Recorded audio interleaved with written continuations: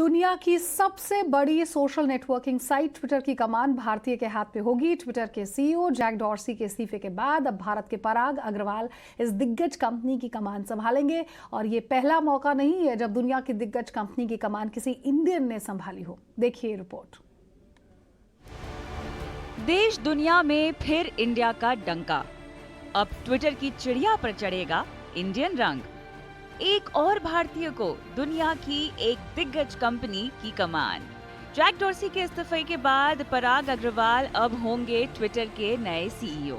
IIT Bombay से पढ़े पराग अग्रवाल ने साल 2011 में एक सॉफ्टवेयर इंजीनियर के रूप में ट्विटर ज्वाइन किया था और मार्च 2018 से बतौर चीफ टेक्नोलॉजी ऑफिसर काम कर रहे थे।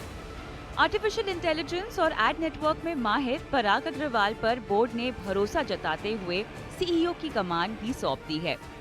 37 साल के पराग अब दुनिया की टॉप 500 कंपनियों के सबसे युवा सीईओ बन गए हैं। ट्विटर फाउंडर जैक डॉर्सी ने ट्विटर स्टाफ को लिखी अपनी आखिरी चिट्ठी में लिखा, मैंने ट्विटर छोड़ने का फैसला किया है क्योंकि मैं मानता हूं कि अब कंपनी अपने फाउंडर्स से अलग होने को तैयार है। ट्विटर सीईओ के तौर पर पराग पर मेरा भरोसा बहुत गहरा है। पिछले 10 साल में उनका काम बदलाव लाने वाला रहा है। वो अपनी स्किल, दिल और आत्मा से काम करते हैं, जिसके लिए मैं तहे दिल से उनका शुक्रगुजार हूँ। अब ट्विटर को लीड करने का उनका समय है।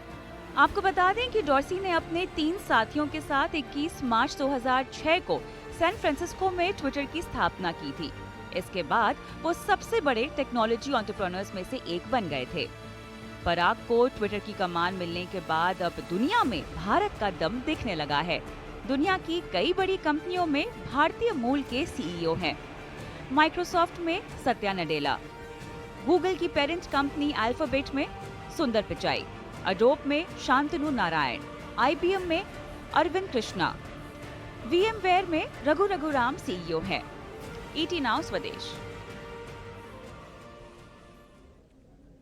तो स्वदेश खबर के इस बुलेटिन में मेरे साथ बस इतना ही। दीजिए इजाजत, लेकिन खबरों का सिलसिला लगातार जारी है। आप देखते रहिए ईटी नाउ स्वदेश।